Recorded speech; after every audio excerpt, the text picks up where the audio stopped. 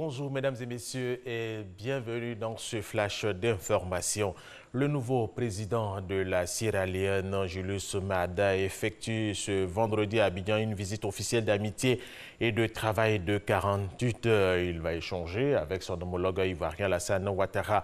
Après lui, son homologue malien Ibrahim Boubacar Keïta est également attendu les 10 et 11 mai prochains ici à Abidjan. Le Conseil des ministres s'est tenu hier jeudi au palais présidentiel en présence du président de la République, Alassane Ouattara.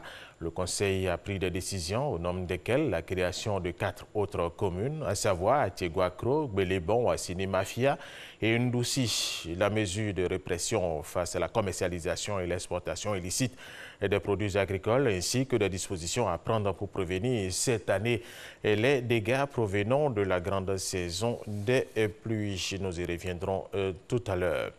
Et cette affaire de fraude au niveau du guichet unique automobile, le procureur de la République, Richard Adou, était face à la presse hier après-midi. On en parle avec Sidonie Ouakadavila. L'affaire de l'immatriculation frauduleuse portant sur plus d'un millier de véhicules d'occasion au guichet unique automobile d'Abidjan est encore à l'ordre du jour. À l'issue des premières investigations sur la question, le procureur de la République se prononce. La douane, donc, a pu appréhender 3 personnes qui ont été gardées à vue et elles ont été déférées à mon parquet. J'ai donc requis l'ouverture d'une information judiciaire qui a été confiée à M. le juge d'instruction du 4e cabinet.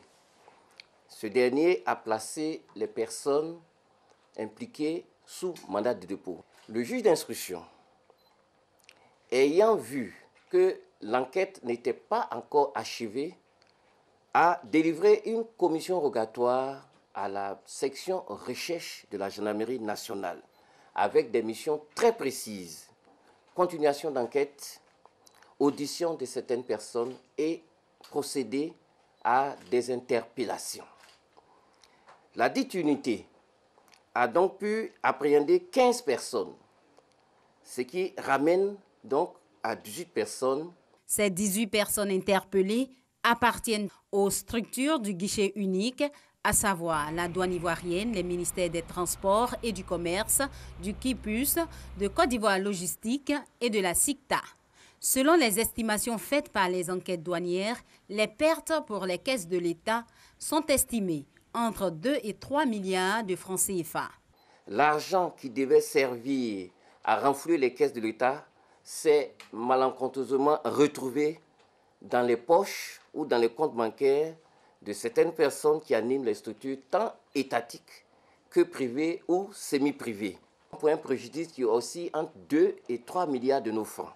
L'État a donc subi un énorme préjudice et donc cette situation mérite d'être clarifiée. Ces nombreux véhicules passés outre les procédures douanières sont pour le procureur de la République d'une extrême gravité.